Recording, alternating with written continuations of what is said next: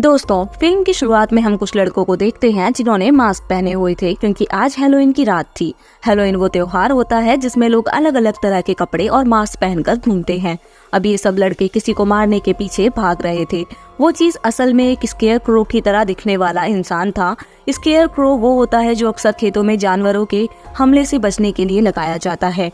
Town वालों का कहना था कि वह एक एंटिटी है, यानी कि एक बुरी आत्मा जो स्केयर क्रो की शक्ल में हर साल हैलोवीन की रात को इस खेतों से जागती है। और इस आत्मा को सब स्वटूथ के नाम से जानते थे। वो स्वटूथ जब जागता है तो एक चर्च की तरफ जाने लगता है ताकि वो चर्च की बैल बचा सके। तो हर साल इस टाउन के जवान लड़कों का काम उसे खत्म करके चर्च तक जाने से रोकने का होता है, और जो भी लड़का उसे मारता है उसके बदले में उसे इनाम दिया जाता था। आज रात भी हैलोवीन की रात शुरू हो जाती है। आज भी स्वटूथ उठकर चर्च की तरफ जाता है, मगर बहुत से लड़के जो उसके इंतजार में थे ताकि उसका शिकार कर सके, तभी सब उसके पीछे भागते हैं। तभी एक लड़का उसे पकड़कर मार देता है और उसे खाने लगता है। उसमें से बहुत सी कैंडीज निकल रही थी जिसमें वो लड़का मजे से खा रहा था। ऐसा क्यों था, हमें आगे की कहानी में पता चलेगा।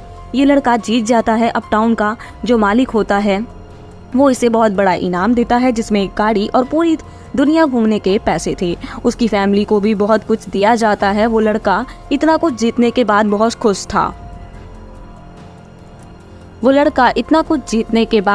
खुश था। और अपनी नई गाड़ी को लेकर दुनिया घूमने के लिए निकल जाता है।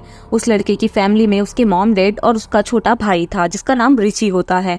वो भी अपने भाई के साथ घूमने जाना चाहता था, मगर वो रिची को अपने साथ ले जाने से मना कर देता है। अब कहानी आती है 1 साल आगे और हैलोवीन के 5 दिन पहले की कहानी। रिची, जिसको इसका भाई इस टाउन में छोड़कर गया था, वो जब एक दिन थिएटर के बाहर से गुजर रहा था तो एक लड़की को देखता है जिसका नाम कैली होता है, जो अभी अभी इस टाउन में शिफ्ट हुई थी। इसके बाद रिची अपने स्कूल जाता है जहाँ पर एक पुलिस ऑफिसर सब लड़कों को बता रहा था कि हैलोवीन की रात आने वाली है। स्वटूथ का शिकार करना आम बात नहीं है। तुम में से सब बहुत से लड़कों की जान भी जा सकती है, पर हमें उसे किसी भी तरह रोकना होगा। एक बार जब हम उसे रोकने में नाकाम हुए थे तो हमारे टाउन में बहुत बड़ी तबाही हो गई थी, जिससे निकलने में हमें बहुत वक्त लगा था।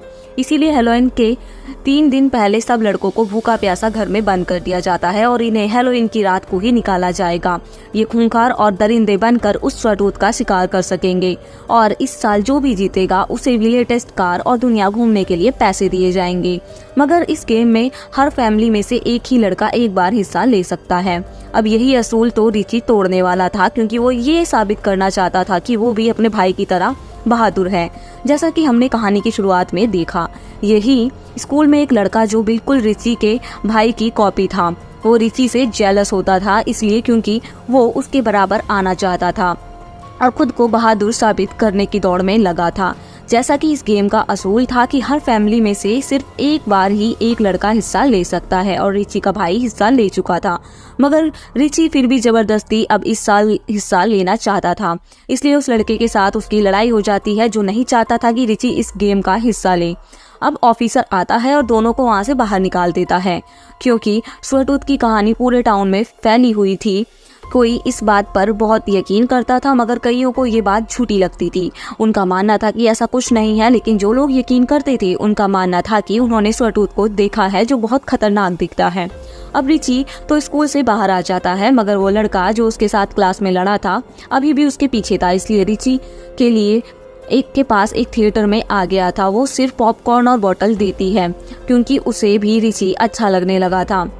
रिची उसे पूछता है कि आज हैलोवीन की रात है, तुम डांस पर आ रही हो ना? जिस पर कैली कहती है कि नहीं, क्योंकि मैं ब्लैक हूँ इसलिए मुझे किसी ने इनवाइट नहीं किया। वो उससे कहता है कि एक बार मुझे जीतने दो, मैं स्वटूथ को मारकर सब कुछ हासिल कर लूंगा और फिर हम दुनिया घूमेंगे। जिसके बाद रिची वापस आकर अपने दोस्तों को मिलता है। एक दोस्त उसका बहुत डरपोक होता था, जबकि दूसरा बहादुर, वो रिची के जरिए जीतना चाहता था। ऐसा तब नामुमकिन होता जब रिची गेम में हिस्सा लेता, इसलिए वो उसे उकसा रहा था। कहता है कि तुम्हें सबको ये साबित करना होगा कि तुम अपने भाई से कम नहीं हो, तुम भी ये सब कुछ कर सकते हो। इसलिए अब रिची गेम में हिस्सा लेने के लिए पूरी तरह तैयार हो जाता है। अब इस बारे में रिची अपने मॉम डैड से भी बात करता है, मगर उसके मॉम डैड उसे साफ मना कर देते हैं। रिची के डैड उसे कई बार समझाते हैं, जब रिची नहीं सुनता तो इस बार उसके डैड जोर से थप्पड़ मारते हैं। मगर अब तो रिची की जिद थी कि वो स्वरटूथ का शिकार लाजमी ही करेगा। आखिर रिची के मॉम डैड उसे क्यों मना कर रहे थे, क्या राज था इसके पीछे? तभी रिची को अपने भाई का लेटर आता है और उसमें एक कार्ड भी मिलता है जो अक्सर वो उसके पास भेजा करता था। इसके बाद रिची अपने घर से बाहर आता है, जहाँ पर उसे अपने भाई की दोस्त मिलती है, जो आज भी उसके भाई का इंतजार कर रही थी, जो कि अब दुनिया घूमकर नहीं आया। रिची की मॉम चाहती है कि वो लड़की उनके बेटे को भूल जाए और अपनी जिंदगी में आगे बढ़े। इस बीच हमें एक फार्मर किसान को देखते हैं जो स्केयर क्रो तैयार करके खेतों में लटका रहा था, और यही हैलोवीन की रात को जिंदा होकर स्वरटूथ बनने वाला था। ऐसा मुमकिन था, ये सब हमें आहिस्ता आहिस्ता कहानी में पता चलेगा। एक दिन जब रिची स्कूल जा रहा था तब, और यही हैलोवीन की रात वो जिंदा होकर स्वरटूथ बनने वाला था। ऐसा कैसे मुमकिन था, ये हमें आहिस्ता आहिस्ता कहानी में पता चलेगा। एक दिन जब रिची स्कूल जा रहा था तो उसे वही लड़का रास्ते में मिलता है जो स्कूल में अक्सर उसे तंग किया करता था। वो अब भी रिची को रोककर बुरी तरह मारता है और उसके पैंट से बेल्ट को उतार कर ले जाता है। ये बेल्ट रिची के भाई ने उसे दी थी। फिर से रिची उसके भाई का लेटर मिलता है जिसमें उसने लिखा था कि रिची, जब तक मैं वापस नहीं आ जाता तब तक तुम मॉम डैड का ख्याल रखना। वो इन सब बातों से परेशान हो चुका था। उसे कुछ समझ नहीं आ रहा था कि आखिर वो करे तो क्या करे, इसलिए गुस्से में एक गाड़ी चुराता है और टाउन छोड़कर जाने लगता है। तभी रास्ते में ही उसे ऑफिसर ने पकड़ लिया था। जब रिची भागने की कोशिश करता है तो पुलिस ऑफिसर उसे पकड़ लेता है और खूब मारता है, इस वजह से वो बेहोश हो जाता है। अब हैलोवीन की रात आने वाली थी, इसलिए सब लड़कों को भूखा प्यासा उनके घरों में बंद कर दिया जाता है। जब हैलोवीन की रात आती है तो इन सबको बाहर निकाला जाता है। सब पागलों की तरह स्वरटूथ शिकार करने के लिए भाग रहे थे क्योंकि वो बहुत दिन से भूखे थे। उधर किसान ने भी स्वरटूथ जिसमें बहुत सारी कैंडी रखी थी, जिसके बाद वो जिंदा भी हो जाता है। इधर रिची, जिसको पुलिस की मार के बाद होश आया था, उसके डैड उसे कहते हैं कि देखो बेटा, तुम्हारे पास सब कुछ है, तुम इस मौत में खेल में क्यों खेलना चाहते हो। उसकी मॉम भी उसके आगे हाथ जोड़ती है, मगर वो किसी की भी बात नहीं सुनता और अपने दोस्तों के साथ एक गाड़ी में बैठ जाता है। स्वरटूथ के शिकार के लिए निकल जाता है। इन्होंने मास्क पहने हुए थे, मगर रास्ते में स्वरटूथ उनकी गाड़ी से टकरा गया था।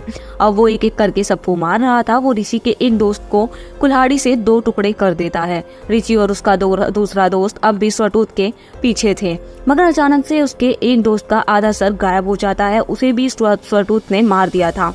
अब बचा था तो सिर्फ रिची। वो दोस्त के सामने आ जाता है, जिसे देखकर वो डर गया था और भागने लगता है, जिसके बाद दोस्त भी रिची की हेल्प करने आ जाते हैं। तभी रिची को उसकी दोस्त कैली मिलती है, जो पहले भी उस स्वरटूथ का शिकार करना चाहती थी, मगर ये असूलों के खिलाफ था क्योंकि एक लड़की कभी भी स्वरटूथ का शिकार नहीं कर सकती। रिची उससे कहता है कि हमें कोई हथियार चाहिए जिससे हम उसे मार सके। उधर रिची का डरपोक दोस्त भागकर अपने घर आ जाता है, मगर उसके मॉम डैड उसे अंदर आने नहीं देते। उनका कहना था कि वो जाकर स्वरटूथ का शिकार करे, जीत कर उनकी जिंदगी को आसान बनाए, इसलिए अंदर जाने नहीं देते।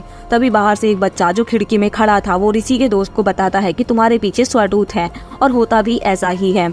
रिची का दोस्त उसे देखकर यहाँ से भागता है। वो एक बेसमेंट में पहुंचता है जहाँ पर बहुत से लड़के छुपे हुए थे। वह उनसे कहता है कि दरवाजा खोलो, मुझे भी अंदर आने दो, पर वो सिर्फ उनसे पैसे मांगते हैं। लेकिन कुछ देर बाद वो लड़के को अंदर लाने का फैसला करते हैं कि उन्होंने जैसा ही दरवाजा खोला, उसमें बहुत देर हो गई थी, क्योंकि जैसे ही उसने दरवाजा खोला उसमें वहाँ स्वरटूथ रिची के दोस्त को पकड़कर उसके जबड़े के 2 हिस्से कर देता है और फिर बेसमेंट के अंदर जाकर सभी लड़कों को मार देता है। बाहर खून के फुव्वारे निकल रहे थे, जिसमें एक खिड़की के में छोटा बच्चा खड़ा देखकर चीख रहा था। उधर रिची और कैली भी पुलिस ऑफिसर के घर पहुंचते हैं, जहां पर वो उसकी गन चुराते हैं और उसकी गाड़ी को भी चुराकर वहां से निकल गए थे। टाउन में भी एक अजीब सा माहौल था। भूख से पागल लड़के स्टोर पर हमला करते हैं। उन्होंने गार्ड को भी मार दिया था। माहौल इतना गर्म हो चुका था कि सभी एक दूसरे के खून के प्यासे हो चुके थे। स्वरटूथ भी ऐसा ही कर रहा था, वो सबको मार रहा था। ये सब रिची और कैली छुप कर देख रहे थे। तभी उनके पास वही लड़का जाता है जो स्कूल में रिची का दुश्मन था, उसे तंग किया करता था। अब वहाँ पर उन दोनों की लड़ाई हो गई थी। कैली उसे मारकर बेहोश कर देती है।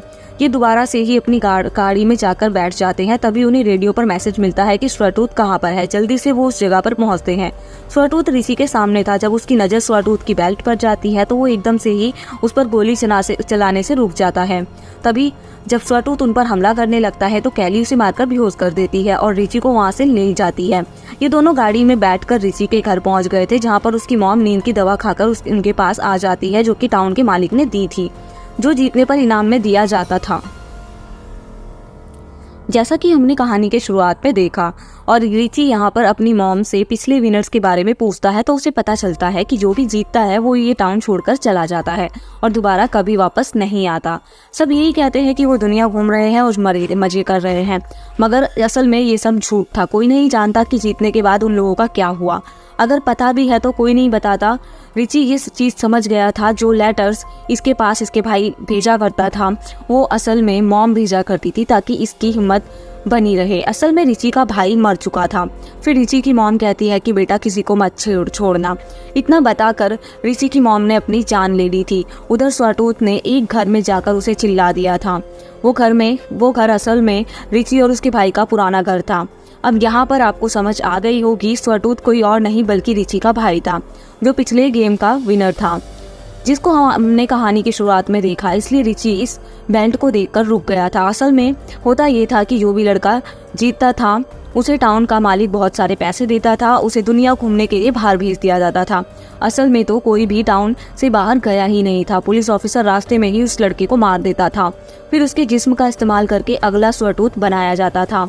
इसलिए ये असूल था कि हर फैमिली में से एक ही लड़का इस गेम में हिस्सा ले सकता है। मतलब कि एक जिंदगी के बदले उसकी फैमिली को सारी धन दौलत दी जाती थी। मगर शुरू में किसी को भी असेंबली को नहीं पता था कि उनका लड़का मर जाएगा, अगला स्वाटूत बनेगा। ये बात उन्हें बाद में पता चलती थी, मगर जानने के बाद भी वो कुछ नहीं कर सकते थे। उन्हें डराया जाता था और ना तो वो टाउन से बाहर जाएंगे और ना ही कुछ बोलेंगे। ये सारा काम वहाँ का ऑफिसर किया करता था।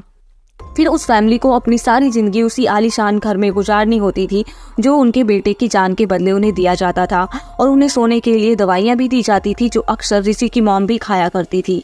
इसका मतलब रिची के डैड इस वजह से उसे गेम में जाने से मना कर रहे थे, ताकि उसकी जान बच सके। उन्हें दुख था कि उनका बड़ा बेटा उन्हें ऐसे छोड़कर चला गया, मगर ये सारी सच्चाई कभी भी वो रिची को नहीं बता सकते थे।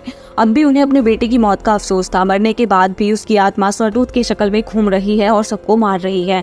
उसे काला जादू करके फिर से जिंदा किया गया था, ताकि उसे फिर से इस साल लगे कि असल में टाउन को हर साल इस तरह काला जादू किया जाता था। उसे काला जादू करके फिर से जिंदा किया गया है, ताकि फिर से उसे मारा जा सके। असल में ये सब काम इस टाउन का मालिक करवाया करता था। वो हर साल इस तरह का काला जादू किया करता था, पैसा कमाने के लिए, क्योंकि गवर्नमेंट को लगे कि असल में इस टाउन को मदद की ज़रूरत है। उसे ऐसे ही पैसे मिलते रहे, जिसका वो कुछ हिस्सा विनर को दे दिया करता था। ये था स्वाटूत और पूरा टाउन का सच। हम देखते हैं कि रिची के डैड ऑफिसर के पास जाते हैं और कहते हैं कि अब मैं ये सच्चाई ज़्यादा दिन तक नहीं छुपा सकता, मैं अपने बेटे से। जिस पर वो ऑफिसर कहता है कि तो हमें ये सब करना होगा और अपनी जुबान बंद रखने के लिए तुम्हारी भलाई है। उधर रिची के पास कैली होती है, जो उससे कह रही थी कि तुम्हें ये टाउन छोड़कर चले जाना चाहिए। मगर रिची के दिमाग में एक उसकी मॉम की आखिरी बात चल रही थी। उन्होंने कहा था कि रिची सब खत्म कर दो। कैली कहती है कि रिची अगर हम स्वाटूत को चर्च में जाने दे तो क्या होगा, वो नहीं मरेगा, इस साल कोई विनर नहीं होगा, फिर ये इस तरह का सेक्रीफाइस कुर्बानियाँ भी रुक जाएंगी। रिची कहता है कि अपने आलीशान घर को जलाकर चर्च में पहुंच जाता है, जहां पर पहले से ही उसके डैड बैठे थे, जो बिल्कुल चुप थे। चर्च जाने के बावजूद वो रिची को कुछ नहीं बताते। रिची उन्हें बताता है कि डैड मॉम छोड़ के जा चुकी है। ये सुनकर डैड टूट जाते हैं। तभी उधर स्वाटूत भी आ जाता है, यानी कि रिची का भाई, जिसके पीछे एक लड़का आकर उसे मार देता है। वो रिची के पास गिर गया था और इशारा करता है कि वो उसे मार दे। रिची सारी सच्चाई जानने के बाद समझ जाता है कि ये स्वाटूत उसका भाई है। अब उसके पास कोई रास्ता नहीं था, इसलिए वो उसे मार देता है और इस साल का विनर बन गया था। गेम के असूल के मुताबिक उसे दुनिया घूमने के लिए भेज दिया जाता है। तभी टाउन वाले बहुत खुश थे, क्योंकि कोई भी असलियत को नहीं जानता था। अब रिची के डैड पुलिस ऑफिसर को मारने के लिए निकल जाते हैं, ताकि वो रिची को टाउन से जाने ना दे। मगर ऑफिसर और रिची के डैड के बीच हाथापाई हो जाती है, जिसमें रिची के डैड बेहोश हो जाते हैं। रिची कैली को लेकर टाउन से निकलने की तैयारी में था, मगर आगे रास्ता बंद है और उसके पीछे ही पुलिस ऑफिसर की गाड़ी आ रही थी। ये देखकर रिची कैली को गाड़ी में छुपने के लिए कहता है और उसे ये भी कहता है कि अगर मैं 10 मिनट में ना आया तो तुम अकेले ही टाउन छोड़कर चली जाना। अब ऑफिसर रिची को लेकर फील्ड में आता है। ऑफिसर इस बात को नहीं जानता कि रिची को सारी सच्चाई पता है, इसलिए वो उसे बातों में लगाकर यहाँ पर ले आया था।